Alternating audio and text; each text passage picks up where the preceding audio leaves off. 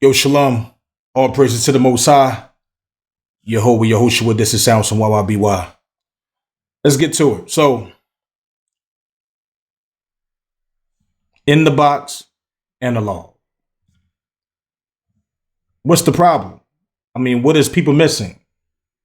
What people don't understand. I think it's a lot of ego that getting caught up with this situation. Far as what other people do, is as if like what I do affects what you do, or what you do affects what I do. I mean, me speaking personally, I really don't. It don't bother me what another person do or what they decide to use to make the music great, because in the end of the fucking day, it's all about what you know and how the shit sound. The truth is. Now, who am I? I'm Sounds from YYBY. I go by many names. I started as an artist. I come from analog. I come from the days of analog, right? I'm a guy who's out the box now. I love digital. I love simplicity more. It's certain things I do miss about analog, but I love simplicity way more now. I'm a simplified dude. In many ways, you'd be surprised if you knew who I was. You'll understand what I'm talking about when it comes to everything, right? Simplicity, compact. Hell, look at my phone. It comes packed. It flips out and closes down. Close it down. Slide in your fucking pocket. It's very small. I'm a compact simplicity guy. Real shit. I'm so serious. Like, I'm very organized. OCD. So it's kind of like, I come from the boards. I come from the SSL boards. The British boards and shit like that. And remarkable, man. And let me tell you, me, regardless of what I use, I love to see so many different producers, engineers having a different setup. That should be dope. It's so dope that way. If you got Cubase and you using a certain setup, if you got Studio One, which I use, FL Studio, what Logic, Pro Tools, whatever shit you use, if your setup is analog, hybrid, or just straight out the box, I like to see the concept and the creativity of people. It inspires me. I don't want to see everybody doing the same thing or using the same thing, or they only using it because of what somebody else said. Fuck all that. Use what you use that make you feel great, and don't let nobody feel no kind of way, because end of the day, it ain't about what you got. It's really about what the fuck you know. That's a fact. That's speaking from experience, right? But now, what is the purpose of this video? The purpose of this video, I want to enlighten y'all with some information. Of the reason why digital was created, in the box was created from analog. Because there's always an argument and a debate about analog and digital. Oh, analog this, hybrid this, and we don't deal with that because it's a different sound, it's a different touch. And the funny thing about it is always like, it's normally be those who come from analog and they end up loving digital, and those who was only welcome to digital, they end up loving analog, and that's fine. That's what I normally see the most. You have a few people who come from analog and just still got to use it, but they using hybrid because let's be real with y'all. All y'all using a damn DAW. So even if you got the racks or whatever you have, you still using a DAW, right? You still using a digital platform. You just running your tools inside of that DAW. That's hybrid, okay? Using real analog, I don't think y'all really want to smoke. Real tapes and stuff like that. You got top studios who set up that way, but they don't use that shit. They don't got time for that. I've been in a lot of big studios. They don't got time for that. They be like, man, listen, we don't got time for that. But so now, what I want to do, friends, is that I want to pull up some information, right? I want to pull up some interesting information. And, it's I pulled it up this way because I couldn't find my website that I was normally on that speaks about this. I think I forgot the name of the website. And so I said, let me just type it in to see if it'll pull up the information. It kind of pull up the information, which is kind of good. They kind of break it down in a short way. you know, and so I was like, okay, cool. I'll just run with this right here. It say mixing in the box was created to leverage the advancements in digital audio technology, making the mixing process more efficient, cost effective, and accessible. Here are some key reasons. Listen to these key words. So in other words, digital was made, in the box was made to get away from certain problems of analog. Not saying everything in analog is bad, but there was a lot of problems that I know for a fact that I experienced that they wanted to get away from analog, right? And, you know, the motive was not trying to make digital sound like analog. What happened was that some people who miss analog, who love digital, they say, let's try to create some plugins, or companies want to create plugins that try to give that analog type sound. You know, you're never going to get it to sound 100%. But the point is, the intention was never to try to sound like analog anyway. That's the part that most of y'all are not getting. Okay, so let's keep going. It say one of the key reasons is called cost effective. Digital mixing eliminates the need for expensive hardware, making it more affordable for producers and smaller studios. When I was coming up, most people couldn't afford a studio. Hell, I couldn't really afford no damn studio. Even paying for one, it was charging an arm and a leg. We was paying over $100 and something an hour, right? Then on top of that, the reason why most people couldn't afford studios, because I couldn't afford the racks. Just one Pultec EQ run about $5,000 and up. So now, this is a pro and con today. The pro of this, the cost effective, that you get to save money. Right now, it's a chance and a hope that many people who wanted to do music, they can go buy them a setup, a nice, decent professional setup, and create music. But you still got to learn how to understand the science of music. Just because you buy the equipment, that doesn't mean you know what the fuck you're doing. I've been in many big studios where they got a lot of, oh, they got this, they got that, they got that, they got this. Oh man, they dope. And don't know nothing. They needed help. So don't get caught up in that, what somebody got. It's all about what a person know. It's all about how you use the tools. A hammer won't work by itself. You got to get the hammer and you got to know how to use that hammer. Okay. The drill, whatever it is. Same way with a car. No, now cars driving by their damn selves, but y'all get what I'm saying. So, but now, the con of this is that by things being cheap, everything depreciate. People don't appreciate music no more.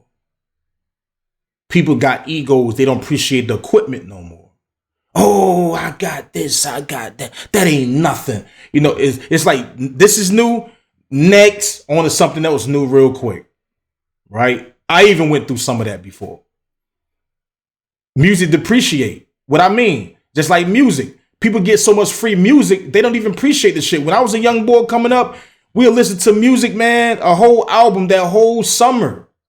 Playing that joint a whole summer because we bought the CD. We got a physical copy of that music. We appreciate the music. So we bought it and we played it through the whole summer, maybe 2 summers, and marinate on that music and make sure we heard this shit, man. You can give a person a 100 song album right now, and they would be asking for another 100 songs in a month. Think about it. 100 songs. It depreciates. So the cost-effective digital mixing eliminates the need for expensive hardware, making it more affordable for producers and smaller studios. So the great thing about it that now a lot of people can get their tools and get creative with it, that they can kind of create their own ideas if they decide to want to go to somebody who have more knowledge than them, right? And back in the day, you couldn't afford that. Okay, let's keep going. Portability. Mixing in the box allows producers to work from anywhere with a computer, offering great flexibility and convenience. Now, who don't want who don't want that? Who don't love portability? I mean, I'm a simplicity guy. That's what I love about it the most. That's one of the key things that I fell in love about in the box the most. Portability, because I'm a guy where when it's time for me to make power moves, I can bring my skills. I can bring certain tools. See, when you got those big boards and those racks and all that, yeah, you can bring it. You know what I'm saying? But you can be paying a lot of bread when you transporting it, when you got to put it on planes. You know what I'm saying? You better have the serious vehicles taking everything around with you. You know, it's not compact, you know.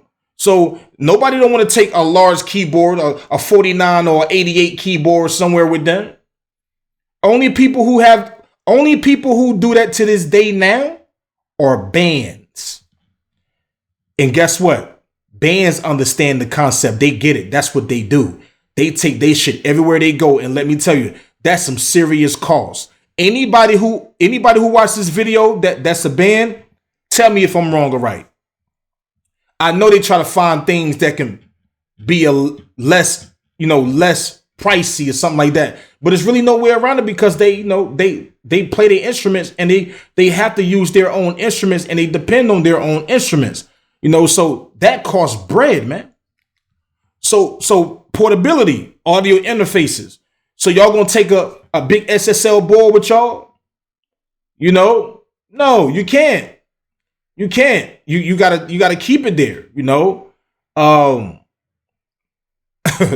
you know you gotta keep it there. You know, the rack plugins and everything. You're gonna take all your rack plugins and pack them up in a box and you know take it with you. Yeah, I mean some people do.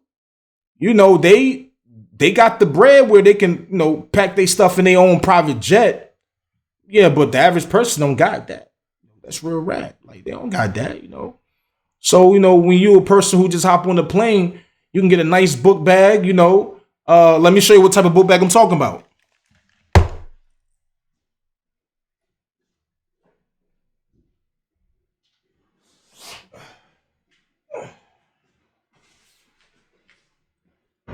This is my travel book bag, right? And in the back of it right here, let me show y'all something. In the back right here, you can put stuff in, right? It's very hard right here.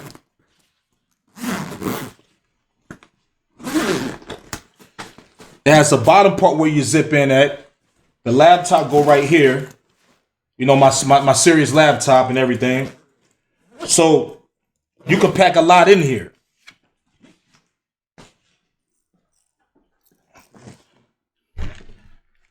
Now, what's my point of showing you that? Well, to be honest with you, that's not even an average bag for a music stuff. That's not even a bag for music stuff. That's a bag actually for a droid. And I searched for bags like crazy, and every bag that I seen for music, I didn't like them. So one day I was in Cali, and I was in the store and I was just, I'm always going outside the box, and I seen that bag and I opened up the back. I said, bingo. It got cushions that you could rip off and move them around and stick them and, to different parts to create your own type of railway. So my keyboard and my audio interface and my powerful laptop, because I got a Maserati joint. I got a powerful laptop, man. And my board is my screen. Right now on this side, I got two big screens. One is 60 inch, one is like 50 inches. That is my mixing board. You get what I'm saying? And my controller, my small controller, I use certain knobs and buttons on my controller to control certain things in my DAW in Studio One. That's all I need. Because I come from the analog days, I understand the concept. That's part of the portability. Simplicity. You understand what I'm saying? My main work is from my mouse and my keyboard and my MIDI controller. See, if I had a mixer board on my table, it'd be in the way of my keyboard. When my workflow is better this way. My workflow is always, when I found the love of it, I realized that's my workflow. When I'm dealing with my DAW, if that makes sense, right? And I was an artist first, a producer next. So that's why my keyboard, my MIDI controller got to be first. So I see different studios where they got to have special mouse because they can't have a mouse like this because they got so much stuff packed on their desk. They take table or they studio desk that where, you know, they got that board killing the space.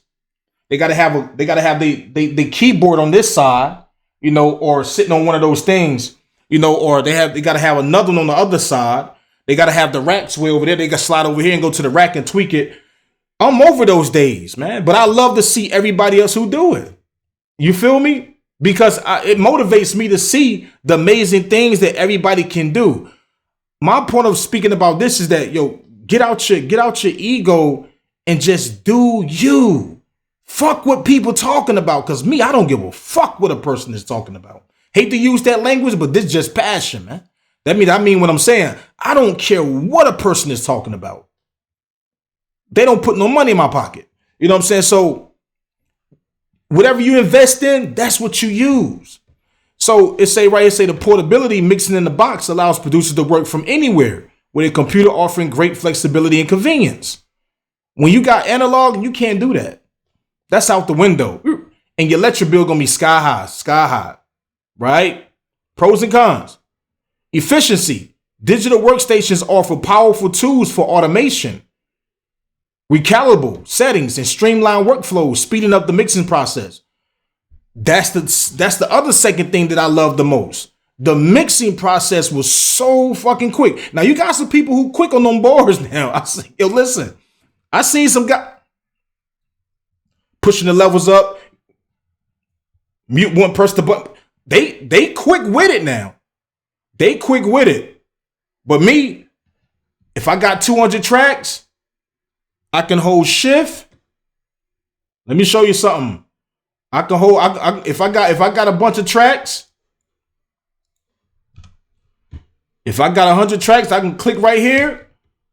Boom, just like that. I can get them all perfect.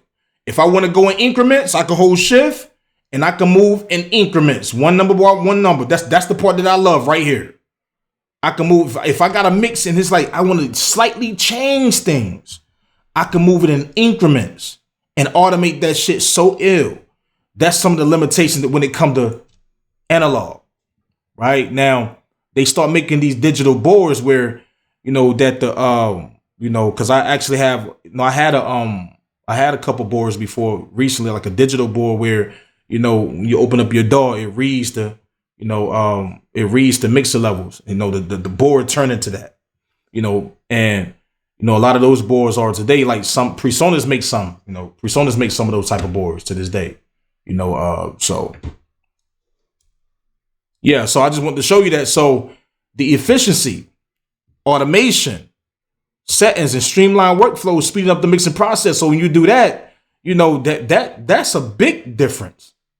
When it comes to memory, when it comes to saving files, backing up files, a lot of things change compared to what analog was.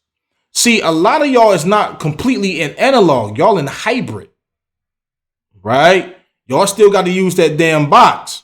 You know, Pro Tools coming right out. So let's keep in mind that you're still using the digital workflow, just happens so to bring some of the analog stuff in it. You're not using straight analog because you don't want that smoke. The way things is moving, where it is nowadays in time, you don't want complete analog. You're going to be pissed off trying to get shit done. You'll get that good warm sound, right? But you'll be pissed off. All right, so now let's keep going. Say flexibility. With a vast array of virtual instruments, effects, and plugins, producers can experiment with different sounds and effects without needing physical gear. So that means that you got a guitar that you paid $1,000 for, which is dope. I got a horn over here that I can't even fucking play. I'm still trying to play the damn horn, right? You know, it's ridiculous. I don't know why I can't blow. I be trying to find every way in my ability since I was in high school. I still can't blow a fucking horn, man. People say you doing it wrong. I do exactly what they telling me. I don't know what's going on. Maybe my lips too fucking big or something. I don't know, but the horn getting on my nerves, man. So, I'm gonna figure out a way. But I can play keys though. I gotta have my drum pads and my keys. You know, I used to have a separate drum pad and then a keyboard, taking up too much space because it was blocking my audio interface. I had so many different keyboards from 88 to, oh my God, I had so much shit. So many different audio interfaces. I got a video on my page that I can check about that. all the audio interfaces that I had since 1999, right? I have so much stuff and I buy it and I try it, I test it out and I send it back. And believe me, I have tried certain boards. I'll be like, nah, I don't like the workflow. Once you welcome to something different of a speedy workflow, you can't go back to that. But end of the day, to each his own though. That's what matters. So, but the instruments, the virtual instruments, you can't take no guitar, no strings, no harp, no piano, no all these things with you when you're on the road, or you got a lot of stuff that you got packed up and stacked up inside your, inside your studio, which is cool.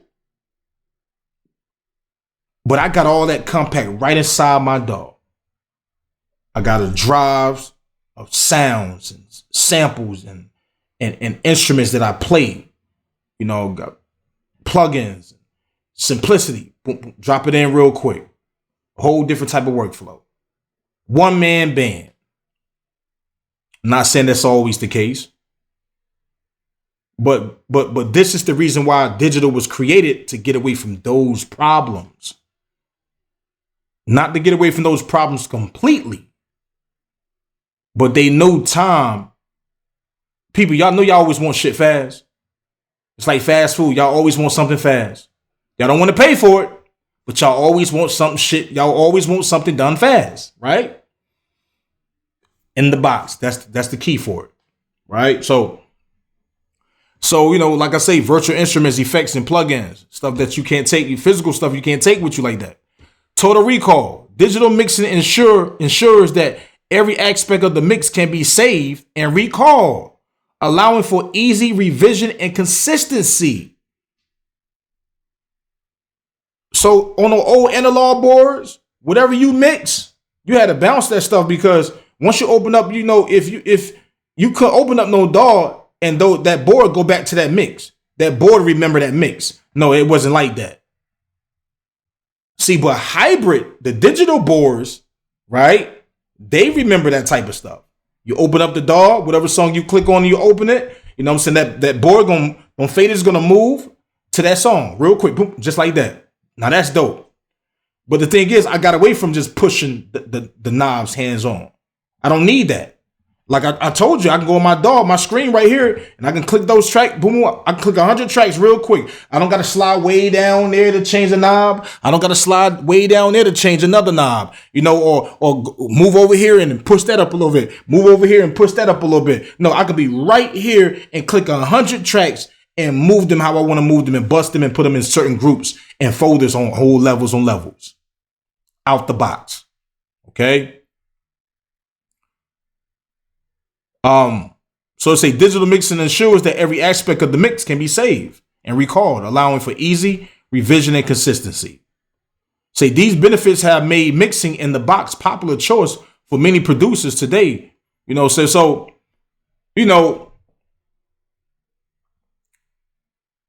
point of doing this video is because I hear so many people who just argue and debate about this shit, man. And I'm like, yo, like, and I'm like, yo, what do you do? Like, what's your skill set? Like, what you do? Well, I'm just a producer. FL Studio is the bomb. That's the shit. I get that. You only a producer. That's perfect for you. You only a producer. Reason, FL, like every DAW has pros and cons, strengths and weaknesses, man. It's all about what you do. I tell y'all this every time. You got some people who all arounders. Some DAWs are all arounders. Some DAWs are made to zoom into specific things. Some DAWs made to be dominant with beat production. Some DAWs made to be dominant with recording and mixing. Some DAWs is made to be dominant with mastering. Some DAWs made to be dominant with sound design. Some DAWs made to do all of it. And it's only a few all around the DAWs. Now, just because your DAW can record, that doesn't mean it records on a level and, receive information on the level as a DAW like the Windows Cubase Studio One.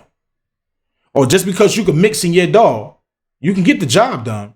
But for a professional person who mix and that's all he do, he got certain features and ideas and things that he need that you haven't even thought about, because that's not what you do dominant. So there, a lot of y'all just be a hobbyist with this shit.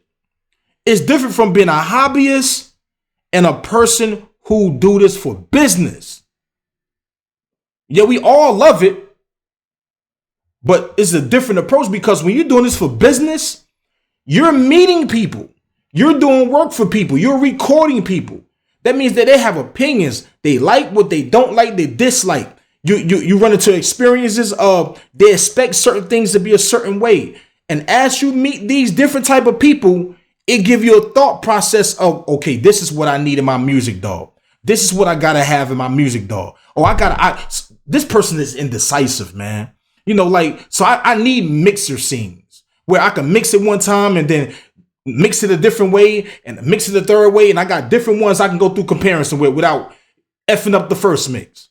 You know, shit like that, right? So those are things that the digital realm brung to the forefront, right? That's what the digital realm brung to the forefront. That's the point you're not understanding. Indecisive people. Well, you know what? Oh man, I'm listening to the song, man. This seemed like a certain part is taken out. Did you take that word out? Oh, damn. Okay, I got you. I got the backup, because what I did before I start mixing, I copied all the tracks, right? Made a copy of the tracks, muted them, put them in a folder, packed the folder, and I hit it. So if I mess up on anything on this mix or accidentally delete anything, I can always go back to the original backup folder. Digital out the box, right? You could do that shit in analog. That wasn't happening. Right? Once everything being recorded, boom, bap, the shit done. It got to go through a whole process. Trust me, on real tapes and everything. I come from that era, people. A lot of y'all haven't came from that era. You know, so y'all won't understand. But what I'm saying is that if that's what you use that. If you want to use complete analog, use that. I love to see people who do it. If you want to use straight hybrid, do that. If you want to do out the box, do that. Fuck what people talking about. All y'all always with these egos, and I hear on platforms all day in groups on Facebook, they just argue back and forth, back and forth. I can get on the group and say, you know what? I think Studio One is the best dog. Everybody want to argue about it. I don't argue about what people feel they like and don't like. I just do it just to test their fruit to see what's going on. People just trolling. Oh, it's Reaper. It's this. Or is you crazy? It's no such thing as the best stars. It's no such thing as this. It's no such thing as that. As if somebody stopping you from doing your shit because of my opinion, right? Too much sensitivity out here, man, about music. When end of the day, it's not really about what you use. It's about what the fuck you know. And 0.9% of the time, that artist is not asking you what the hell you use to make his music sound good. This is why be wild.